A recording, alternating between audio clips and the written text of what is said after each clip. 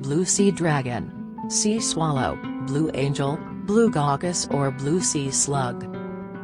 Living life form or masterpiece? Is there a distinction? On account of the blue glaucus, otherwise called the blue sea dragon, the answer is no. The blue sea dragon, Glaucus atlanticus, is a kind of mollusk, or ocean slug, known as a nudibranch. It can be found on the surface of the Atlantic, Pacific, and Indian Oceans in calm and tropical waters all through the world. This fancy animal seldom becomes bigger than 3 centimeters in length or a little more than 1 inch. The blue mythical beast floats on its back, an air bubble in its stomach assisting it with keeping up with lightness. Its brilliantly shaded underside presented to airborne predators.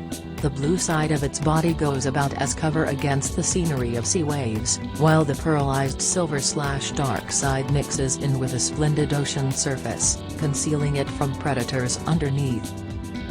Glaucus atlanticus feed on other seagoing animals, that is, those that live close to the water's surface.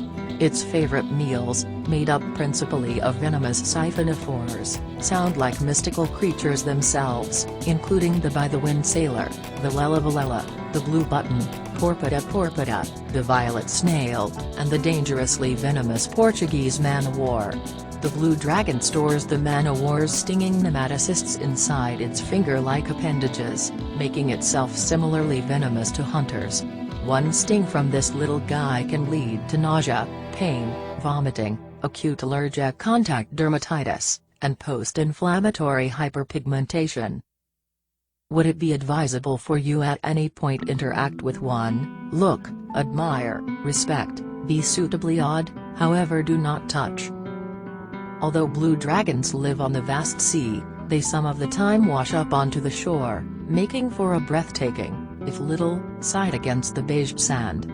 Ocean-side-going people might be constrained to get the minuscule delights for a more critical look, yet doing so can bring about an excruciating sting.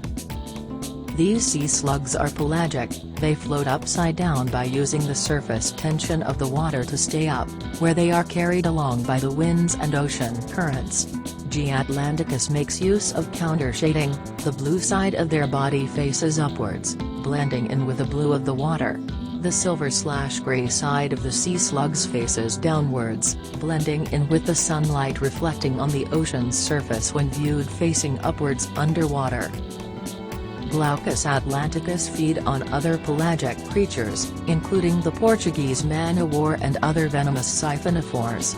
This sea slug stores stinging nematocysts from the siphonophores within its own tissues as defense against predators. Humans handling the slug may receive a very painful and potentially dangerous sting. At maturity, G. atlanticus can be up to 3 cm (1.2 in length, though larger specimens have been found. It can live up to a year under the right conditions. It is silvery gray on its dorsal side and dark and pale blue ventrally. It has dark blue stripes on its head. It has a flat, tapering body and 6 appendages that branch out into rayed, finger-like serrata. Glaucus atlanticus is usually found in tropical/subtropical areas, floating at the ocean's surface due to the stored gulped air inside their stomachs. They usually feed on cnidarians, which can be noisy due to air escaping their stomachs as they feed. The radula of this species bears serrated teeth which, paired with a strong jaw and denticles, allows it to grasp and chip down parts of its prey. With the aid of a gas-filled sac in its stomach, G. atlanticus floats at the surface. Due to the location of the gas sac, this species floats upside down. The upper surface is actually the foot, the underside in other slugs and snail, and this has either a blue or blue-white coloration. The true dorsal surface, carried downwards in G. atlanticus, is completely silver-gray.